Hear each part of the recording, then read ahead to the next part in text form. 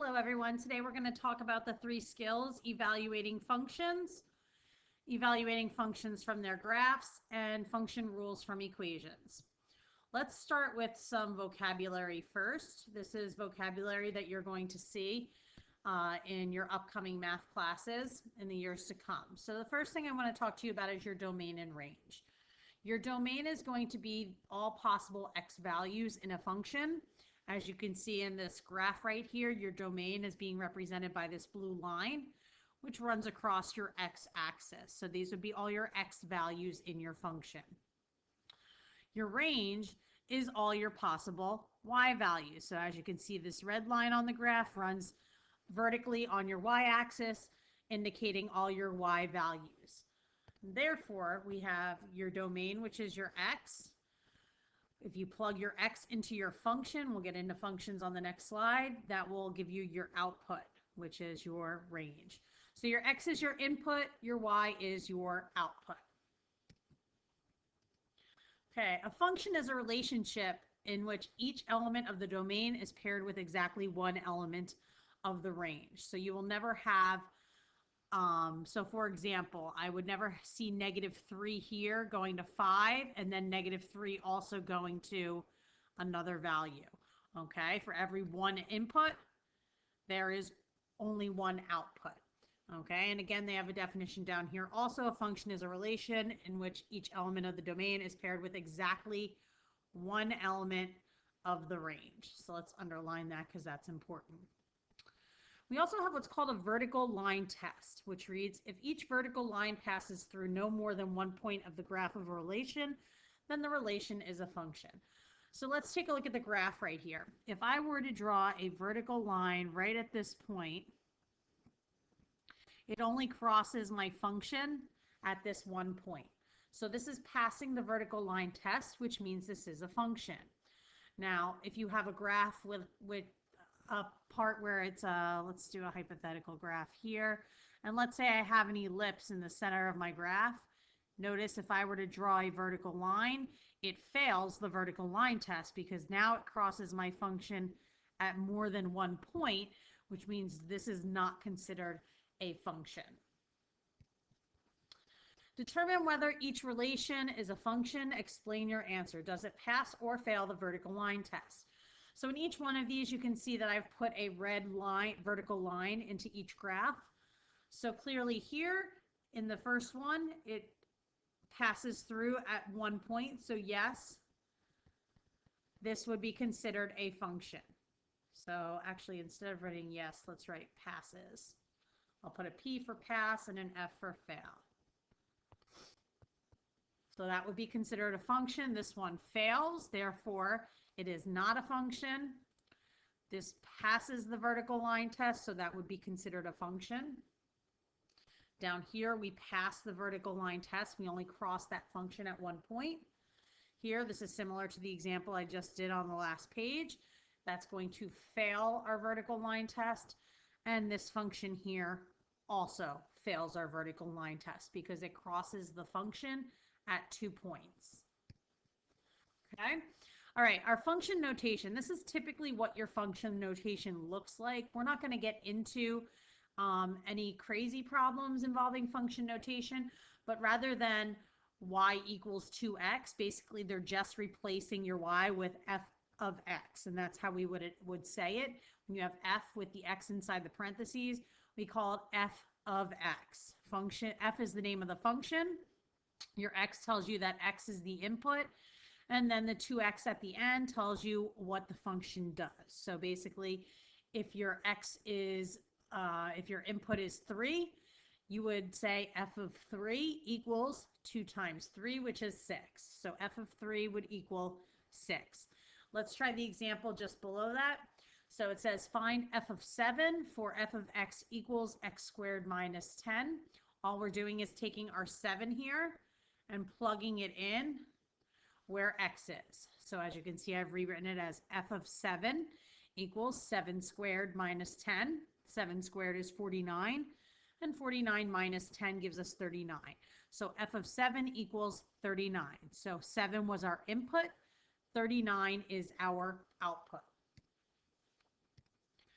Okay, these are the types of problems that you're going to see in the Evaluating Functions skill in Khan Academy. Notice that they don't have them written in the function notation format on the previous slide. Let's try the first one. Find the output h where the input t equals 35, or t is 35. So all we're doing where t is plugging in 35. So you can see my work down here. I've got h equals 50 minus 35 over 5. 35 divided by 5 is 7, and 50 minus 7 gives me h equals 43.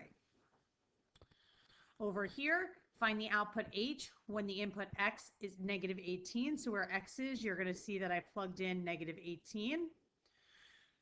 Negative 18 divided by 6 is negative 3. And then 17 plus negative 3 gives me a positive 14. Okay, evaluating functions from their graphs. Let's try a few of these. So basically, you move left to right to the given input value. Okay, from there, then you're going to move up and down to find the output value. So let's take a look at the first example here. It says f of negative 2. So I'm going to go to negative 2. Remember, that's your x. And if you look, this coordinate is negative 2 comma 0, which means your y, or your output, is going to be 0. If I go to f of 0 and go up, my y coordinate, which is my output, is going to be 1. If I go to f of 2, notice that I've drawn a dotted line up. My y output is 2. This would be 2 comma 2. And this one here would be 0 comma 2. So x is your input, y is your output. Okay, evaluate the functions from their graph. They're telling you that this line right here, this function, notice it would be considered a function because it would pass our vertical line test. So that is y equals g of x. And they're asking you to find g of 4. So where x is 4, I'm going to slide over to where 4 is. And I'm going to draw a point on my function at x is 4. And that's going to be 4 comma 1, which means your output, or your y, is going to be 1. So g of 4 would be 1. Okay, here we're finding f of negative 5. So on my x-axis, I'm going to scroll down to negative 5 and see what my y value is where my function line is. If I scroll all the way up, I can see that my y value would be at 7. Okay, h of negative 5. So I'm going to scroll all the way to the left to negative 5, and then I'm going to see where my output is, which if I draw dotted lines down, I can see that my y, or my output, is negative 2. Function rules from equations. Let's do a few of these. Basically, so this one's saying to rearrange the equation. So m is your independent variable, which means that n would be your dependent variable. N depends on what happens with m. So let's talk about what we're doing here. If you notice in the answer, it says n equals right here. So we basically want to solve for n. So I'm going to try to get n all by itself on one side of my equation. So right here, I've written the equation 7m plus 2 equals 7n minus 5. My goal is to get n by itself. So the first thing I'm going to do is on the right-hand side, since we're subtracting 5, I'm going to add 5 on both sides. It's going to cancel here.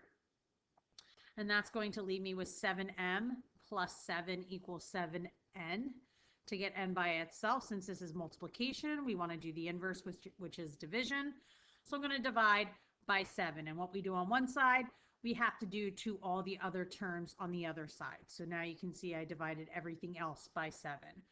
That's going to leave us with m plus 1 equals n. So as you can see, all I've done is taken this and plugged it in right there.